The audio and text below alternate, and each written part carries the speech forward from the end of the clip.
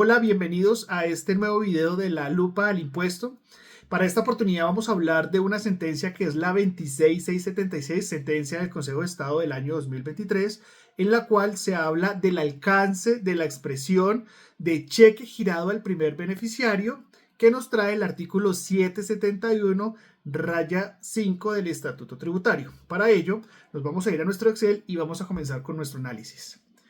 De acuerdo con el artículo 771 raya 5 del Estatuto Tributario, se habla de lo que son los medios de pago para efectos de la aceptación de costos, deducciones, pasivos e impuestos descontables. Este artículo nos dice de forma expresa que para efecto de su reconocimiento fiscal como costos, deducciones, pasivos e impuestos descontables, los pagos que efectúen los contribuyentes o responsables deberán realizarse mediante alguno de los medios de pago siguientes. Entonces dice, depósitos en cuentas bancarias, giros o transferencias bancarias, cheques girados al primer beneficiario. Esto es lo que nosotros vamos a analizar, este alcance que nos habla directamente, ¿qué? Nos habla directamente lo que es esa sentencia 26676 del año 2023 y vamos a mirar qué es lo que significa ese alcance de girado al primer beneficiario. ¿Listo?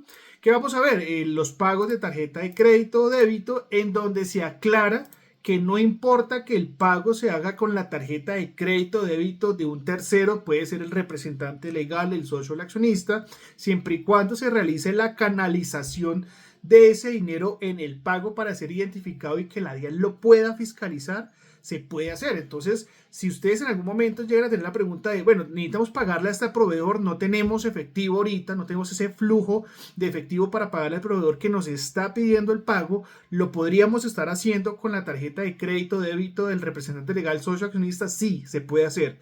Y esto está directamente atribuido a un concepto de la DIAN que es el 908054 del año 2022 en su interno 1321, en donde nos dice que efectivamente sí se puede hacer sin ningún problema, siempre y cuando se canalice, se bancarice ese pago, ¿listo?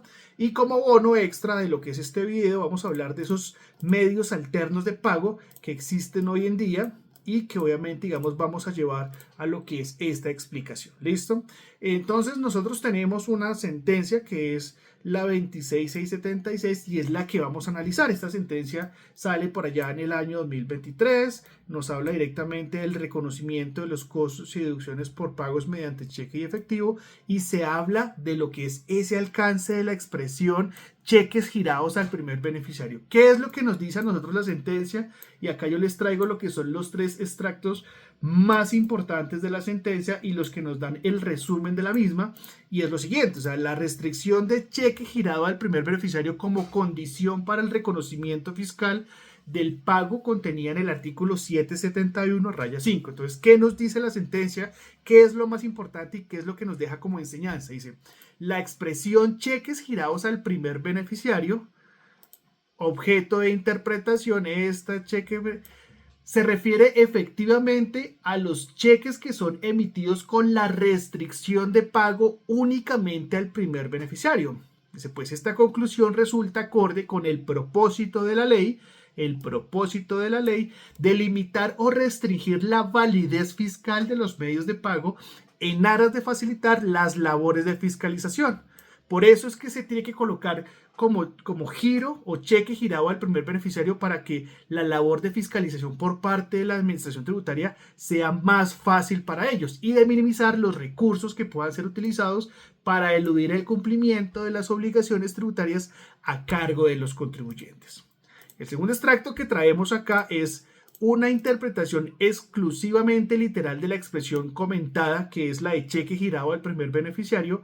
Comentada llevaría a considerar que los cheques a los que se refiere la norma son todos los girados al primer beneficiario y por lo tanto objeto de circulación mediante el endoso, ¿sí? Mediante el endoso y entrega del mismo cheque, y tal conclusión pasa por alto el hecho de que el legislador pretendió desestimular el uso efectivo de las transacciones económicas y en su lugar estimular la bancarización. Entonces fíjense que cuando no se le coloca esa restricción, esa cláusula restrictiva de lo que es el cheque girado al primer beneficiario, pues efectivamente permite que el cheque sea endosado y nunca pase por lo que es un medio bancario, o sea, nunca sea digamos, el beneficiario, el primer beneficiario, vaya y lo reclame y pida que por favor le hagan efectivo el cheque. Lo pueden endosar y efectivamente el cheque nunca puede llegar directamente al banco y cumplir con el propósito de la fiscalización de la DIAN, en este caso para saber que realmente se le pagó a ese proveedor. El último extracto nos dice a nosotros, y es con la expresión cheques girados al primer beneficiario, con la expresión cheques girados al primer beneficiario, se alude a la presencia de una cláusula por medio de la cual se limita la negociabilidad de estos títulos valores, haciendo obligatorio su cobro únicamente por el primer beneficiario al título ante el banco librado. Eso obviamente nos trae a nosotros un artículo del Código de Comercio, que es el 715, que nos determina esa restricción. Dice: la norma tributaria excluye de esta manera que pueda ser otra persona diferente al primer beneficiario, como el endosatario, quien cobre el cheque para los fines específicos del reconocimiento fiscal de la erogación. Entonces, nótese que la idea de lo que es aquí la norma es no permitir lo que es ese endosamiento del cheque, para que efectivamente se entienda que el contribuyente está cancelando su deuda del costo o gasto que tuvo que asumir en su momento y el impuesto que se tomó y el pasivo que en algún momento reconoció. Entonces la norma determina que efectivamente tiene que colocarse esa condición de cláusula restrictiva de el pago únicamente al primer beneficiario. Entonces, ¿qué tenemos que concluir de esta sentencia? Dice: 1. El pagador debe limitar la negociabilidad del cheque. Por tanto, deberá insertar una cláusula que así lo indique, para que se entienda que va a ser el primer beneficiario quien cobre el cheque. Así lo debe determinar. Esa es la primera enseñanza o la primera conclusión que tenemos de lo que es nuestra cláusula, ¿cierto? De lo que es nuestra sentencia. Ahí hago la corrección. La segunda: la ley pretende, ¿cierto?, el uso de los canales bancarios para efectuar pagos que fueran trazables para la administración tributaria, o sea, que sean visibles y que se puedan identificar y que ellos puedan saber qué fue lo que se hizo con ese pago. Resulta más adecuado validar la transacción que requieren acudir a estos intermediarios financieros antes que a métodos de pago que lo eviten. Entonces, mientras que el endoso mismo del cheque no requiere acudir a un banco. Entonces, recordemos que la cláusula restrictiva lo que permite es que el primer beneficiario canalice ese pago a través de lo que es una entidad o un intermediario financiero, para determinar que efectivamente hubo un pago real. ¿Listo? Y el tercero es permitir una mayor trazabilidad de los pagos, con miras a facilitar el ejercicio del control de la autoridad tributaria sobre los costos y deducciones declarados por el contribuyente, ¿sí? Entonces, este ejemplo lo encontré en internet, no es que sea un cheque propio o algo así, y entonces normalmente esta cláusula restrictiva se puede colocar dentro del cuerpo del cheque, así como estamos viendo a continuación, este sellito, y es que dice: para consignar únicamente en la cuenta corriente del primer beneficiario. El primer beneficiario es la persona, el proveedor o el tercero a quien nosotros asumimos esos costos y gastos. Entonces, fíjese que algo para entender sobre esto es que tenemos que colocar esta cláusula restrictiva en los cheques si queremos que la administración tributaria acepte nuestros costos, deducciones o impuestos descontables.